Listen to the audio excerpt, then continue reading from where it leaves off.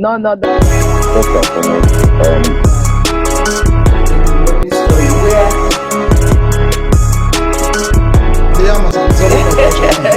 You're welcome. We'll be checking. Some learned friends of ours that Amen, the public secretary of the PDP River. Welcome to your favorite channel, the Crystal Bean Podcast, where we bring you issues in the polity, ranging from politics, entertainment, script, anything at all you want to hear. But before we go ahead, quickly go to your subscribe button, subscribe, like, comment, just follow us for updates because we're going to be here for a very, very long time. Today, I'm going to be diving into a topic that has been reverberating our media space. I mean, that's the issue of Fubara's return to Rivers State to governance after the state of emergency elapsed, and then the return of Natasha to the Senate after a 6-month suspension. Like, I mean, the biblical child that was 12 years, and then the woman who had the issue of blood for 12 years, both were healed on the same day. So we see what happened to the case of Fubara. He didn't go to court to challenge this, while Natasha went to court, but it was a case of 6 months suspension, and there are lessons we could learn. So I'm going to be starting now. Listen attentively.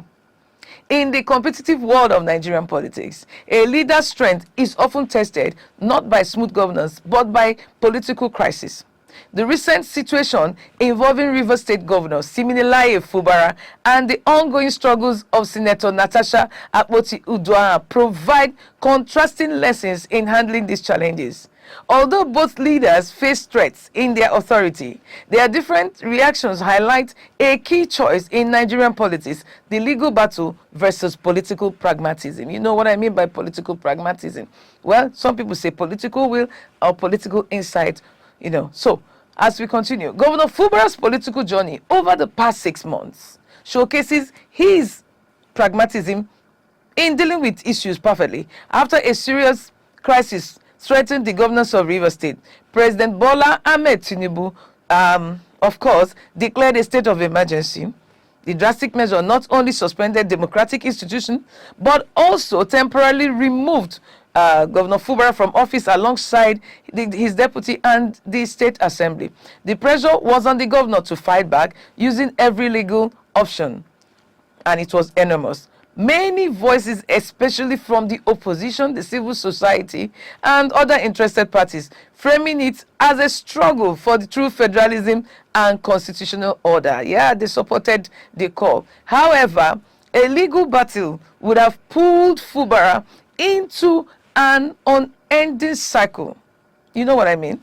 The judicial system in Nigeria is known for being slow and influenced by politics and politicians. Of course, that's not in dispute. Challenging a presidential state of emergency could lead to a lengthy landmark case, moving from the Federal High Court to the Court of Appeal and then to the Supreme Court. Of course, this fight would have consumed state resources and left governors stuck in a standstill. As one commentator on social media pointed out, it would have been a journey that would have ended in 6 months, but would have lingered for a year plus, all while the state's development efforts stalled. Well, while the courts were active, adjournments, legal motions, and counter motions will fill the news, while essential government work serving the people would fade into the background. Of course, we saw a bit of that even within the 6 months. Well, Fubara's insight lay in recognizing that some issues, while having a legal aspect, are fundamentally political. He understood that a diplomatic solution, even one requiring a temporary concession of power, will be the quickest and most reliable way to regain his mandate, even though he didn't see that coming, that declaration of state of emergency. By meeting with his erstwhile godfather, Nyesom Wike, and the House of Assembly members, and engaging with the presidency, accepting a negotiated solution, he avoided a potentially damaging court battle. Yeah, sometimes these court battles, even the Bible admonishes so.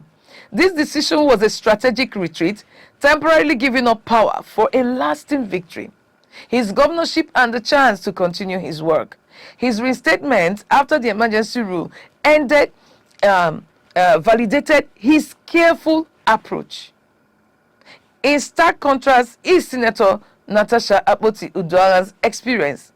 Her situation, though different, serves as a warning. After being suspended from the Senate for alleged misconduct, she sought legal remedy and lost. A federal high court declared her suspension in order in line with the Senate rules, though the court observed that the punishment was excessive and even advised the Senate to maybe have a rethink, although it's been argued that it was not an order but an obiter.